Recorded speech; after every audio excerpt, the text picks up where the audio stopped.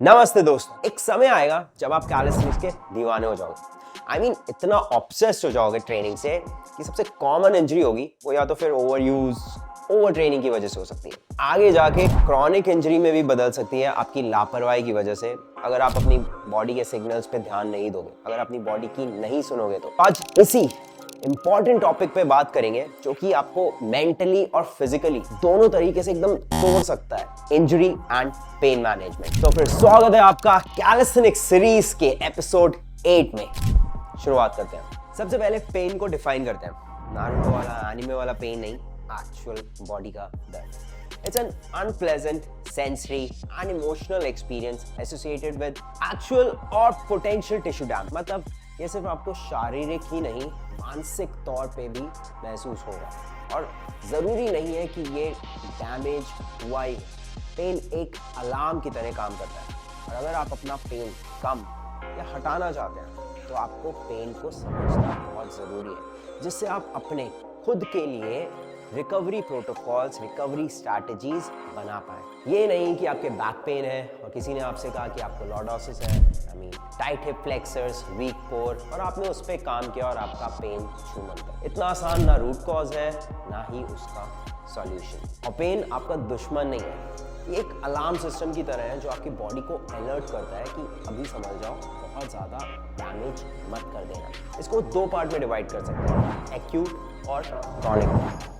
अब acute pain होता है जैसे सडनली फ्लिप्स में या फिर फुटबॉल में एंकल स्ट्रेन हो जाना, और इतना दर्द होता है कि आप मूव भी नहीं कर सकते, और अगर आप चाहोगे भी कि मूव कर लेता हूँ तो आपकी वो इंजरी और ख़राब करने वाली बात हो जाएगी। दूसरा होता है क्रॉनिक पेन, जो कि लंबे समय तक चल सकता है और हो सकता है कि आपकी वो इंजरी या फिर टिश्यू हील भी हो गया पर फिर भी वो अलार्म बंद ना हुआ, जो कि और फ्रस्ट्रेटिंग और कंफ्यूजिंग हो जाता है। एक बुक है ग्रेग लेमैन की और उससे काफ़ी अच्छी एनालॉजी शेयर करना चाहता हूँ। पेन को एक ओवरफ्लोइंग कप की तरह मान सकते हैं। अब उस कप में काफ़ी सारे स्ट्रेसर्स हैं। अब स्ट्रेसर्स क्या होते हैं? जैसे कि physical damage, poor diet, poor sleep या फिर बहुत ज़्यादा स्ट्रेस।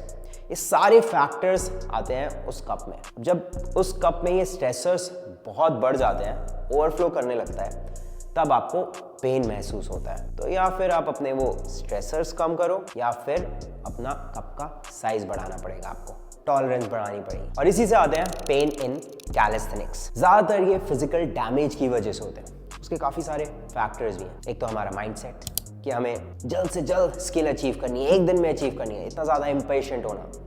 दूसरा, कोई स्ट्रक्चर नहीं बनाना, बिना स्ट्रक्चर के ट्रेनिंग रैंडमली करे जा रहे हैं। तीसरा, पुअर एक्सरसाइज सिलेक्शन, ये one of the major factors हो सकता है आपका इंजरी का लॉन्ग टर्म में। चौथा, मल्टीपल एक्टिविटीज में एक्सट्रीम गोल्स रखो। पावर लिफ्टिंग भी कर लेते हैं, अरे ऑब्स्टिकल कोर्स आ रहा है वो भी कर लेते हैं, मैराथन भी रन कर लेते हैं, और उसके बाद इन सब में फर्स्ट भी आना है। तो बॉडी को इतना ज़्यादा स्ट्रेस दोगे ही तो इंजरी के चांसेस तो ज़्यादा होंगे ही। रिस्क टू रिवॉर्ड रेशियो आपको समझना पड़ेगा। और अगर स्ट्रक्चर की बात रही तो पिछला वीडियो मैंने कैलिस्थेनिक्स स्ट्रक्चर का ही बताया है, उसको जाके ज़रूर देखिएगा, लिंक डाल दूंगा। वापस आते हैं पेन पे।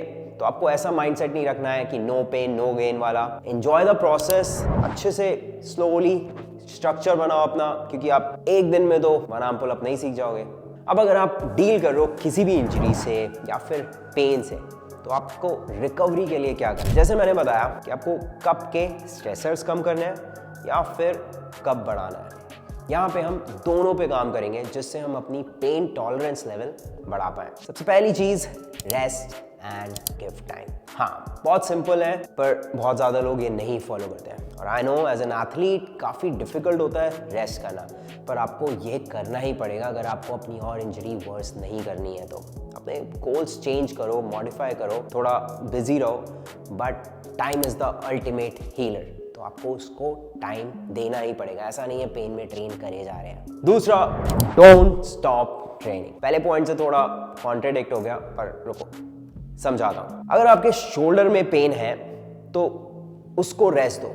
Train what you can while fixing what you should. तो हम शोल्डर को थोड़ा रेस्ट देंगे, पर आप लेग ट्रेन कर सकते हो, आप कोर ट्रेन कर सकते हो, आप कार्डियो कर सकते हो, आप बाइसेप कर्ल कर सकते हो, बैक के मूवमेंट कर सकते हो। जो आप पेन फ्री कर सकते हो आप उसको आराम से ट्रेन करो। तीसरा, प्रॉपर एक्सरसाइज सिलेक्शन।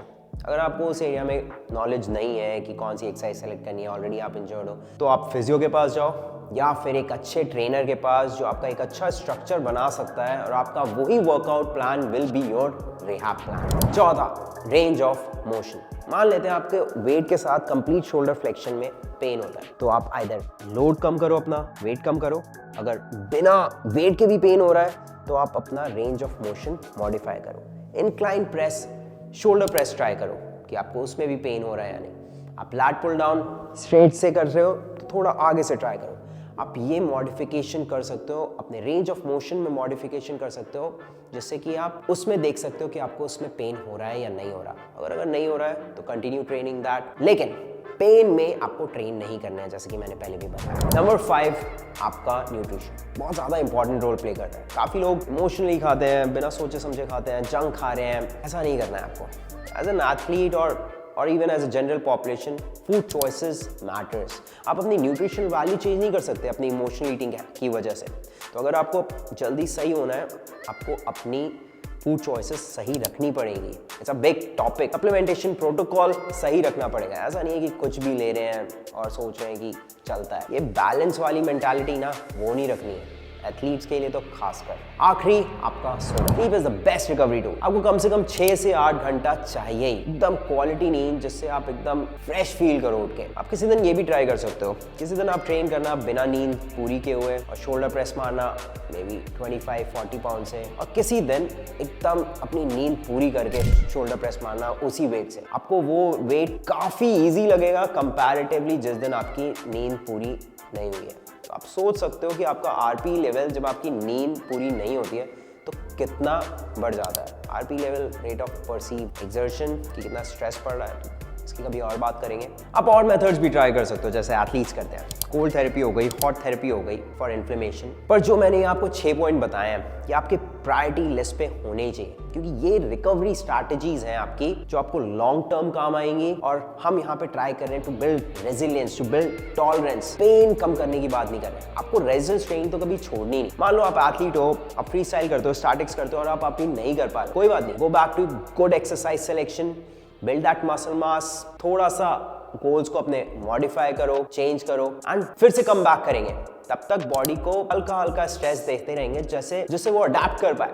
एक एग्जांपल और देता हूं आपको। आइस बात में गए, स्टार्टिंग में आप सिर्फ 20 सेकंड भी रहोगे, आपकी हालत खराब हो जाएगी, लेकिन धीरे धीरे आप उसमें और जाना स्टार्ट करोगे तो बॉडी वो टॉलरेंस बिल्ड करती है, बॉडी वो स्ट्रेस बिल्ड करती है। सिमिलरली, नॉट एग्जैक्टली मैं कह रहा हूं, बट सिमिलरली आप पेन के लिए भी वही जो मैंने 6 पॉइंट्स बताए फॉलो कर सकते हो आप। और लास्ट चीज और myth, injury prevention is a myth. You can not prevent injuries. और जो लोग कहते हैं उन्होंने रियली अपनी ह्यूमन पोटेंशियल टेस्ट नहीं करी है। और एज एन एथलीट आपको नहीं पता कि पेन कब आने वाला है। आप स्मार्ट रहो, अपनी बॉडी की सुनो, थोड़ा थोड़ा करके स्ट्रेस आपको बताना है, जो भी मैंने पॉइंट्स बताए। पर मैं ऐसा बोल दूं कि कभी आपको इंजरी ही नहीं होगी तो it would be a lie. Pain is a part of our growth to push boundaries, of course, in a smart manner. इसलिए don't wish for less pain, but build that resilience, build that tolerance that it does not hold you back. तो I hope ये video आपको काफ़ी informative लगा हो और pen को आपने एक नए नज़रिए से समझने की कोशिश करी हो। और अगर नहीं भी समझ आया, कोई भी डाउट हो तो कमेंट में बेझिझक पूछिएगा। चैनल को सब्सक्राइब करना मत भूलिएगा, क्योंकि आपको सारे वीडियो इस सीरीज के इसी चैनल पे मिल जाएंगे। नेक्स्ट वीडियो आएगा कैलिस्थेनिक्स और उसके करियर की बात करेंगे। Let's go.